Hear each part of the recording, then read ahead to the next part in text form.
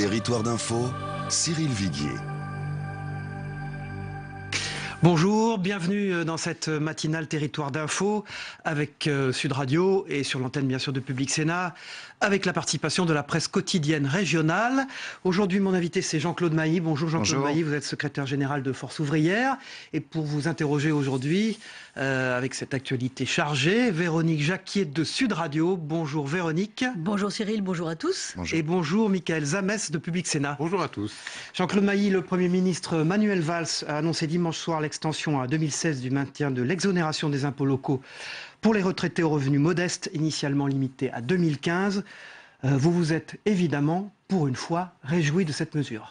Écoutez, il y avait une fronde qui était en train de monter, y compris à l'initiative d'une centaine de députés socialistes qui sont confrontés au terrain et aux réactions des gens. Donc, mais ça montre bien. Alors, donc, il faut y faire quelque chose. Et donc, ils décident une exonération pour les personnes concernées, un prolongement en 2017. Mais ça montre bien dans le même temps que le système fiscal français est à bout de souffle.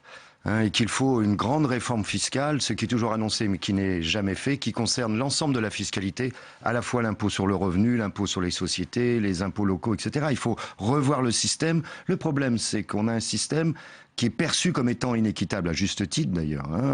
Les gens, c'est pas qu'ils veulent pas payer d'impôts, c'est qu'ils veulent être assurés que ceux qui doivent les payer les payent normalement. Voilà. Et donc là, on est à bout de souffle sur le système. On voit bien que ça bricole dans tous les coins. Véronique Jacquier. Jean-Claude Mailly, on est peut-être à bout de souffle sur le système, mais en tout cas, une chose est sûre, c'est que c'est la première fois qu'on voit un gouvernement qui dit ne payez pas les impôts qui vous sont adressés. Donc là, on est en pleine improvisation fiscale. Oui, c'est une réaction à chaud. C'était pas prévu. En plus, comme c'était une disposition qui avait a été arrêtée par l'ancienne majorité, politiquement, ça doit les arranger aussi d'une certaine manière. Tout le monde a bien compris que la campagne présidentielle a démarré d'une manière. Donc c'est une mesure électoraliste. Je dis pas qu'elle est uniquement électoraliste, mais je pense que c'est pas absent non plus d'une certaine manière. Maintenant, pour les gens qui sont concernés, c'est une bonne nouvelle. Personne, on va pas dire que ça ne pouvait pas être vu, cette affaire-là. Anticipé. Visiblement, ça ne l'a pas été complètement, mais peut-être qu'on aura d'autres surprises. Vous savez, par exemple, avec la prime d'activité qui va fusionner demain le RSA et la prime pour l'emploi, peut-être qu'il y aura aussi des surprises. Il va y avoir des gagnants, mais il y aura aussi des perdants. Dans ces cas-là, il faudra réajuster également. Oui, parmi les perdants, il pourrait y en avoir 400 000 qui seraient considérés en dessous du revenu médian sur la prime. Donc là, il y avait 900 000 personnes qui étaient touchées. Il pourrait y avoir maintenant 400 000 touchées différemment. Sur avec la fusion RSA-PPE, oui, il y aura des gagnants, mais il y aura des perdants. Les perdants peuvent être assez nombreux aussi. Donc il y aura peut-être des... Comment ? Vous alertez le gouvernement. Oui, mais on lui a déjà dit il y aura peut-être des rajustements à faire aussi, d'une manière ou d'une autre. Mais vous savez, quand vous avez un système tellement compliqué, vous touchez un élément et après ça en touche d'autres. Donc on a quand même l'impression qu'on a un gouvernement qui gouverne, c'est le cas de le dire, au fil de l'eau. Oui, c'est panique en ce moment à la tête du gouvernement quand on voit ce que dit Manuel Valls hier soir.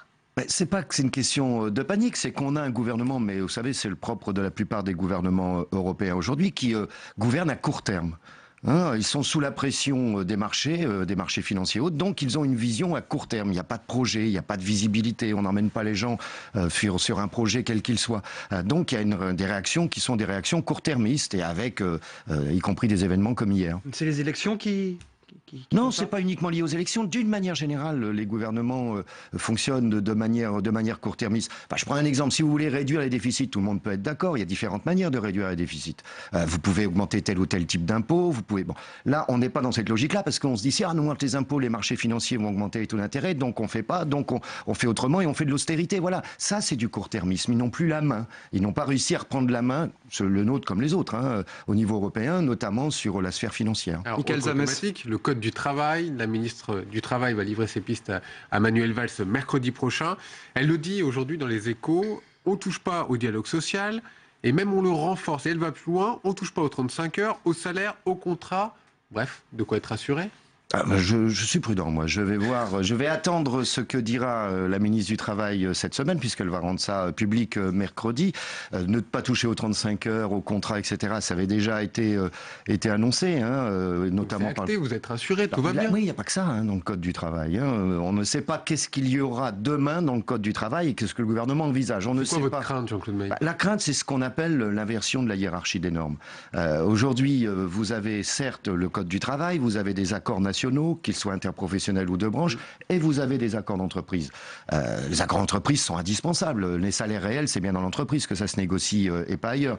Mais nous avons en France un système de convention collective nationale qui fait que la France est le premier pays au monde en termes de couverture conventionnelle des salariés, 90%. Donc il faut qu'il y ait des accords d'entreprise, certes, mais il faut des accords de branche. Mais qu'est-ce qui doit prévaloir? Les accords d'entreprise ou Non. les accords nationaux? Non, les accords nationaux, nous on est pour un renforcement par exemple des accords de branche, que dans la branche on dise voilà, ça c'est défini au niveau de la branche, vous devez l'appliquer. Après vous pouvez sur tel ou tel point négocier dans l'entreprise, renforcer la branche. Alors, un exemple, l'usine Smart de Ambach en Moselle, l'accord sur un retour aux 39 heures ne va pas être appliqué. Pourquoi? Parce que cette mesure a été validée par 56% des salariés, mais la CFDT et la CGT, qui détiennent 53% de la représentation syndicale, ont mis leur veto. C'est quand même un sacré paradoxe. Non, c'est pas un paradoxe. Ce n'est pas un paradoxe. La négociation collective se fait entre les syndicats représentatifs dans l'entreprise, quand c'est un accord d'entreprise, et la direction de Mais l'entreprise. d'accord, mais est-ce que le sens de l'histoire, c'est pas d'aller dans le sens des salariés, quand 56% des salariés disent qu'ils veulent travailler plus? Comment on fait demain? Imaginez un conflit dans une entreprise. On va négocier avec qui? On va faire un référendum pour savoir s'il faut continuer ou pas le conflit. Moi, je ne suis pas partisan de la pratique référendaire. Dans le domaine social comme dans le domaine politique, je ne pense pas que ce soit le plus bel outil démocratique. Pour que ce soit un bel outil démocratique, il faudrait que tout le monde soit à égalité d'information. Or, ça n'est pas le cas, par la force des choses. Donc, ce sont les syndicats qui négocient. Là, 2 ans syndicales qui sont majoritaires disent l'accord n'est pas valable puisqu'il n'est pas accepté. Il peut faire un droit d'opposition, donc il ne s'applique pas. Vous savez, le gouvernement, regardez sur la fonction publique. Le gouvernement avait dit, pour que l'accord soit valable, il faut qu'il y ait 50% de favorables dans les organisations syndicales. Là, il n'a pas respecté sa consigne. Il n'y a pas eu 50%, il l'a quand même appliqué. Donc le référendum, c'est une bombe qui peut être dangereuse, y compris pour la démocratie. Sur l'accord des retraites complémentaires qui a été signé vendredi, vous n'étiez pas à la table des négociations? Si. Vous n'avez pas signé, en tout cas. Ah non, vous n'avez pas signé, voilà, c'est là où je voulais en venir. Oui. C'est dommage. C'est une belle avancée ou pas? C'est dommage qu'on n'ait pas pu signer un accord sur les retraites complémentaires, oui. Je considère que c'est dommage. Je rappelle que mon organisation a été à l'origine de la création des retraites complémentaires. Et que depuis l'histoire, c'est la 2e fois qu'on ne signe pas un accord. Non, si on ne l'a pas signé, c'est pour des raisons qui sont sérieuses. D'ailleurs, les gens devraient comprendre que si on ne signe pas un accord de ce type, c'est qu'il y a vraiment un problème. Et des problèmes, il y en a beaucoup. De fait, les signataires, le patronat, lui, a obtenu ce qu'il voulait. Au passage, je signale, il y a un petit conflit d'intérêts quelque part. Que quand le négociateur patronal, et je dis c'est pas l'homme, qu'on se comprenne bien, mais quand le négociateur patronal vient des assurances privées pour négocier sur les retraites complémentaires, moi je trouve qu'il y a un conflit d'intérêts quelque part. Entre le MEDEF et les assurances? Entre eux, quand vous êtes des assurances, vous êtes intéressé par un dossier comme les retraites complémentaires. Imaginez que d'abord il y a des systèmes de surcomplémentaires. Imaginez demain que le système de retraite baisse, les assureurs vont voir un boulevard. Donc celui qui négocie, c'est l'ancien patron de Generali. Donc il est de la Fédération française des sociétés d'assurance. Vous l'avez dénoncé ça? Mais oui, je l'ai dit au début. Après on m'a dit vous attaquez à l'homme. Non, je m'attaque pas à l'homme. C'est pas l'homme. L'homme il est sympathique, même c'est pas la question. Mais faut bien comprendre que le MEDEF aujourd'hui, c'est plus l'industrie qui dirige le MEDEF aujourd'hui. Ce sont les assureurs et les banques. Donc, premier élément. Après, sur le contenu de cet accord. De fait, on oblige les salariés ou à rester 1 an de plus au boulot.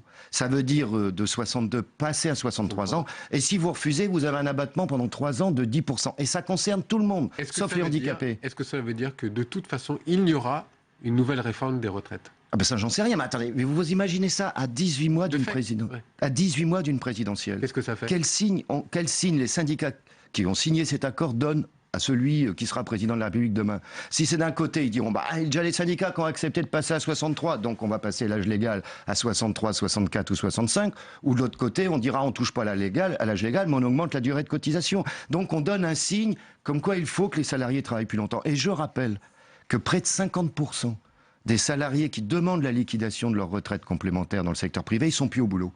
Ils sont au chômage ou en invalidité. Ils vont faire quoi, ceux-là? Les femmes qui ont des carrières plus longues qui vont être pénalisées. Les carrières longues qui vont devoir partir 1 année plus tard également. Non, c'est vraiment si on ne l'a pas signé, c'est qu'il est vraiment inacceptable. Mais Jean-Claude Mailly, quelle était la solution? Il fallait quand même combler 8 milliards de déficit. On n'y arrive pas avec des mesures indolores. Non, attends. Il y a sur 6 milliards d'annoncés, il y a d'abord, il faut bien comprendre qu'il y a plus de 90% supportés par les salariés et les retraités.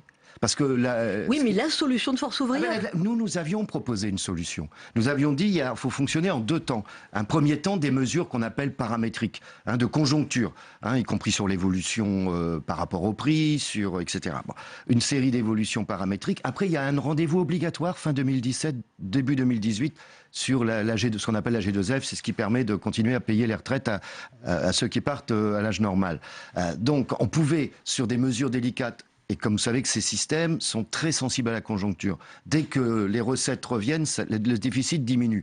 Alors on n'était pas 18 mois près pour prendre des mesures peut-être autres. Et là, il y a une précipitation. Et je trouve ça d'une maladresse politique ou politicienne, premièrement. Et deuxièmement, c'est les faits sont les faits, en tout cas. Les faits sont les faits. Ça veut dire qu'on se retrouve avec une retraite à 63 ans dans le privé. Oui. Bon.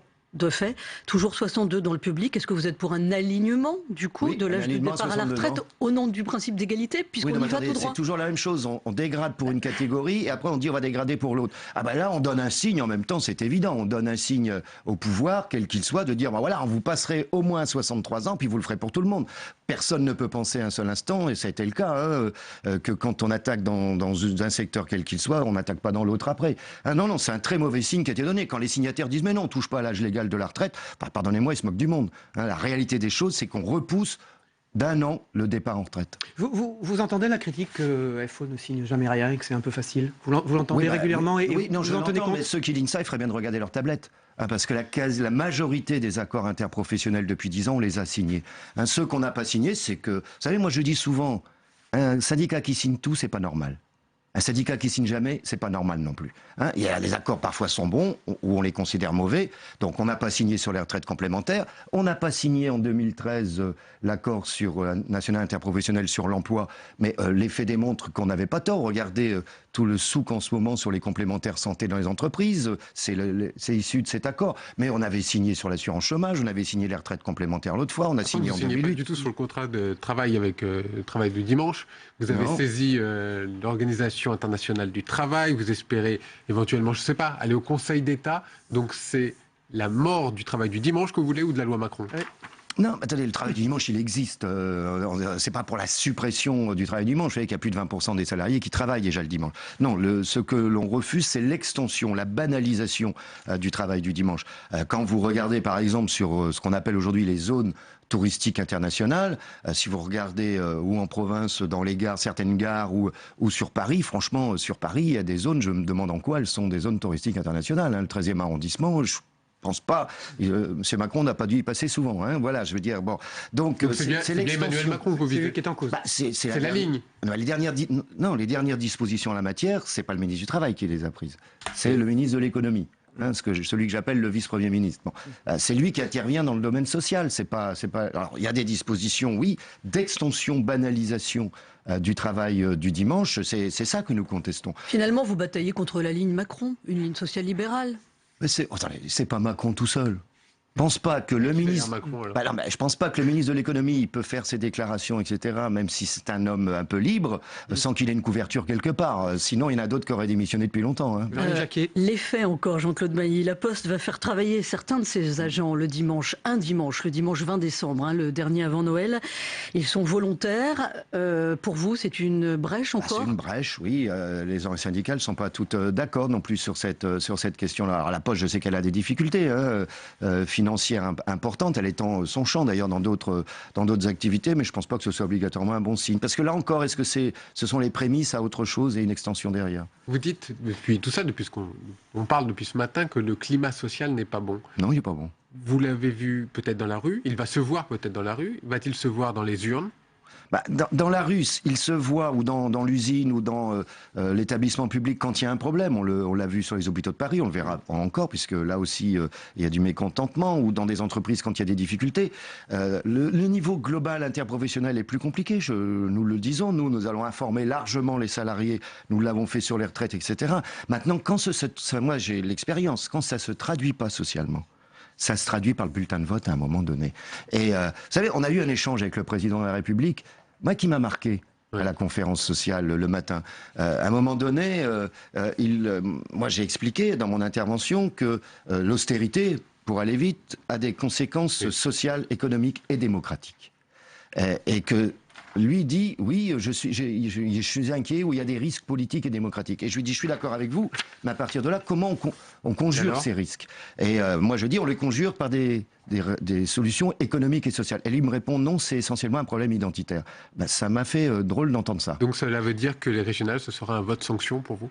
Ah bah, quand les gens ne sont pas contents, ils utilisent un bulletin de vote de mécontentement. Alors justement, quand les gens ne sont pas contents, Jean-Claude Mailly, des mouvements de rejet de l'eau. Jean-Claude Mailly, un chiffre, le Front National en tête lors des dernières élections européennes chez Force Ouvrière, 33%. Mais non, vous ne pouvez pas dire ça. Écoutez, c'était un sondage IFOP. Oui. L'engagement syndical amène-t-il votre Front National? C'est inéluctable dans vos syndicats. Vous ne pouvez pas nier cette question.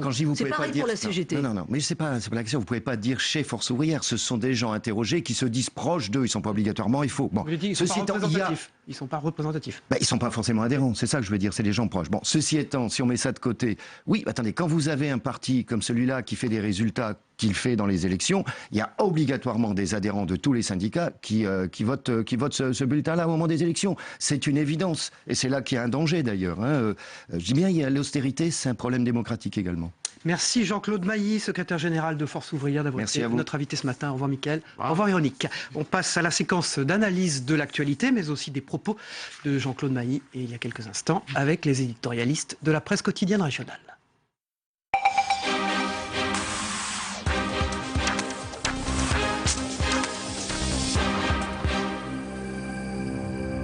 Voilà, et j'accueille ce matin Zoé Cadio, qui est correspondante du Midi Libre et de l'Indépendant. Bonjour Zoé Cadio. Et Jean-Michel Elvig, éditorialiste à la République des Pyrénées. Jean-Michel Elvig, bonjour. Le système fiscal est à bout de souffle. Vient de dire Jean-Claude Mailly, bien sûr. Je pense qu'il est resté là-dessus assez vague, parce que c'est pas exactement le rôle des syndicats de proposer une réforme fiscale d'ensemble. Surtout le syndicaliste, selon EFO, qui est un syndicaliste de résistance, de préservation des acquis, beaucoup plus attentif au statut des personnels qui prélèvent l'impôt qu'au statut fiscal de l'ensemble de la population, même si l'ensemble de la population, c'est potentiellement des syndicats, puisque ce sont des salariés. Sur l'explosion de la taxe foncière, on a vu que les signataires du courrier adressé à Manuel Valls, c'était des élus socialistes de toute tendance. Alors j'ai noté Christophe Borgel, qui est spécialiste des élections au PS, Zoé Cadio, le frondeur Christian Paul, Annick Le Petit, qui est l'une des porte-parole des députés, Valérie Fonéron, qui est ancienne secrétaire d'État. Tout le monde s'y était mis. Il y a un peu le feu. Il y a un peu le feu, et c'est de revenir un peu et d'annoncer une telle remise sur les impôts. C'est aussi que, contrairement à ce que dit M. Mailly, c'est une annonce électoraliste, hein, et pas simplement pour la présidentielle, hein, pour les régionales tout de suite. Alors, ça permet d'autant plus d'attaquer la droite que ça avait été une mesure qui avait été prise par la précédente majorité de 2008. Donc, il y a plein de petits retraités qui s'étaient retrouvés à payer la taxe foncière ou la taxe d'habitation, et qui a vraiment crevé leur budget. Jean-Michel Elvig, ça sent l'élection présidentielle. D'abord régionale, oui, ensuite présidentielle, c'est ce qu'a dit Jean-Claude Mailly. Dans un quinquennat, de toute façon, maintenant, ça sent toujours une élection, il y a toujours une élection à venir. Je vous assure que dès 2017, on va parler de quoi? Je pense qu'on va parler des municipales ou des départementales et ainsi de suite. Donc c'est un peu une évidence de dire ça. Malheureusement, parce que ça empêche souvent des politiques de... peut-être pas de long terme, mais au moins de moyen terme. Alors, alors justement, pour la réforme fiscale, enfin, c'était normalement une des mesures annoncées par François Hollande, et on voit que c'est très très compliqué d'y toucher. Et quand ils y touchent, comme disait M. Mailly, dès qu'on touche d'un côté, ça part de l'autre, et on le voit par exemple l'impact qu'il y a eu sur le quotient familial, sur la CSG, et ça a sorti des gens, et ça leur a fait payer beaucoup plus d'impôts. L'équilibre est une somme de déséquilibre au fond, Jean-Michel Elvig. Oui, le problème d'une réforme fiscale, mais c'est vrai aussi pour une réforme territoriale, c'est vrai pour la réforme des retraites, ce sont des types de réformes qui nécessitent du temps long. Or, aujourd'hui, les politiques n'ont que du temps court. Ça touche tout le monde. Voilà, c'est un constat. Surtout que ça s'est accéléré avec le fait qu'on soit passé avec un quinquennat. Donc maintenant... Alors, l'accord sur les retraites complémentaires, le dialogue social d'une manière générale, il n'a pas voulu le signer, enfin, il n'entend pas signer pour des raisons sérieuses, il a dit Jean-Michel Elvig. Oui, il va pas dire le contraire. Il a d'intérêt déjà pour l'un des négociateurs du MEDEF qui vient du monde de l'assurance, hein, donc déjà... Oui, le problème, c'est qu'il dit il n'y a pas le feu, on a le temps, etc. Ça fait 5 ans que ces déficits se sont accentués. Donc on ne peut pas dire qu'il n'y a pas le temps. C'est vrai aussi que la question à lui poser, c'est de savoir, et si on ne fait rien, qu'est-ce qui se passe? Il est dit, pas grand-chose. Bah si, quand même, on ne peut pas faire comme s'il ne se passerait rien, comme si la question n'allait pas se poser, au moins dès 2018 pour les cadres et dans les années suivantes. Or, les régimes de retraite complémentaire ne peuvent pas emprunter d'argent. Donc, à un moment, elles seront soit en cessation de paiement, soit obligées de réduire drastiquement les pensions. Un 18 mois d'une présidentielle, Zoé Cadio aussi. Oui, mais enfin, quand même, la réforme là, qui est annoncée là, sur l'accord des retraites complémentaires, et je comprends un peu les réserves de M. Maillet, dans la mesure aussi c'est une remise en compte du départ à la retraite. Parce que pour les réformes de retraite complémentaires, comme il l'a rappelé, on rallonge d'1 an pour pouvoir toucher le départ à la retraite. Et puis aussi, si vous partez avant, vous avez une décote de 10%. Alors, comme il posait la question aussi, c'est qu'il y a beaucoup de gens, et notamment les femmes, qui n'ont pas leur nombre de trimestres suffisant. Donc ça veut dire que ça va quand même pousser des gens dans une certaine précarité. Enfin, les solutions qu'ils proposent, évolution paramétrique, AG2F, etc., ça paraît des petites choses. C'est difficile de rentrer dans le détail, mais c'est pas tout à fait vrai de dire que ça touche tout le monde. Il y a 1/3 des retraités, les petites retraites, les gens qui ont eu des carrières un peu chaotiques, qui ne seront pas concernés. Sur la convention collective nationale, accords de branche, accords nationaux, il a clairement pris position, Zoé Cadio. Oui, il a pris position sur les accords de branche, mais c'est normal. Parce que réforme du Code du travail. Réforme du Code du travail. Mais il a pris position là-dessus, mais il a aussi rappelé qu'il ne savait pas très bien où il allait dans la réforme du Code du travail qui est annoncée pour cette semaine par Madame la ministre Myriam El Khomri. Et il déplorait aussi le manque d'échange d'informations entre les uns et les autres. Alors cette réforme du Code du travail, où est-ce qu'on va, on ne sait pas trop. Est-ce que peut-être aussi, contrairement à ce qu'a dit François Hollande, qu'il n'y aura pas de remise en cause de la durée du temps de travail, du départ à la retraite, il faut être quand même obligé d'y toucher parce que c'est très fragile tout ça et qu'on n'a plus les moyens d'avoir ce type de protection sociale. D'ailleurs, Jean-Michel Elvig, il dit que c'est le ministre de l'économie qui intervient sur tous ces sujets. Oui, le vice-premier ministre, comme il dit. Dans la négociation à venir, il n'y aura pas la question de la durée du travail, la question du salaire minimum ne font pas clairement l'objet de la discussion. Ce qui va faire l'objet de la discussion, hormis la question du travail dans le numérique, c'est la question du champ du dialogue social. Donc le niveau de réforme qui va sortir de ces discussions va dépendre du champ d'application du dialogue social, là où le dialogue social, le contrat d'entreprise prévaudra sur toute autre norme. C'est ce champ d'application qui va délimiter le périmètre de la réforme. Oui, mais enfin, le champ d'application sur la réforme du dialogue social, vous savez aussi bien que moi, comme vous, que les lois Larcher ne sont pas respectées et qu'il n'a pas le temps pour respecter ce dialogue social. Comme nous le disait récemment, il n'a pas 18 mois de négociations devant lui pour faire baisser la courbe du chômage. Et une sanction, des mesures qui ne sont pas prises, un attentisme, ça donne une traduction dans les élections, il a dit. Tout à fait. Vous le pensez aussi, qu'à terme, c'est le rejet du gouvernement en place. La question, c'est la question des résultats. Les gens jugent, les gens ne sont pas forcément au courant de toutes ces subtilités qui font le jeu des négociations sociales entre les syndicats et les gouvernements. Ce qu'ils voient, c'est la courbe du chômage, c'est leurs conditions de vie, c'est la question des résultats, voilà, la perception des résultats. Parce qu'il peut y avoir des résultats sans qu'on s'en rende compte, ou qu'on s'en rende compte de façon différée, hélas, parfois, au-delà des élections.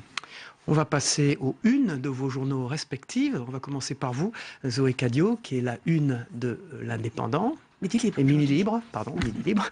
Alors, il y a une histoire de Lyon, là, qui...